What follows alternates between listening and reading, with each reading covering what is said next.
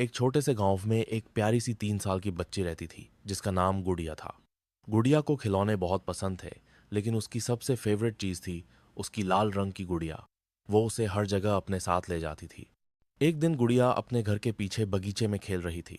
तभी वहां अचानक से एक नीला सा धुआं फैलने लगा और उस धुएं में से निकला एक बड़ा सा नीला जिन्न।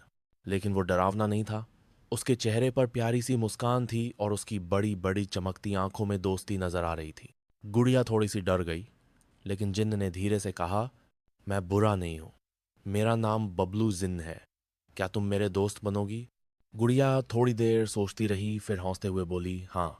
उस दिन के बाद से गुड़िया और बबलू जिन्न बहुत अच्छे दोस्त बन गए।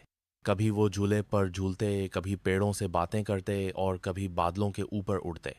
एक दिन बबलू जिन्न ने उदास होकर कहा, अब मुझे अपनी जादुई दुनिया में वापस जाना है, लेकिन मैं तुम्हें कभी नहीं भूलूंगा। जाते जाते वो गुड़िया को एक चमकता हुआ सितारे जैसा खिलौना दे गया। और उस रात जब गुड़िया सोई तो उसने सपना देखा बबलू जिन्न फिर से उससे मिलने आया है।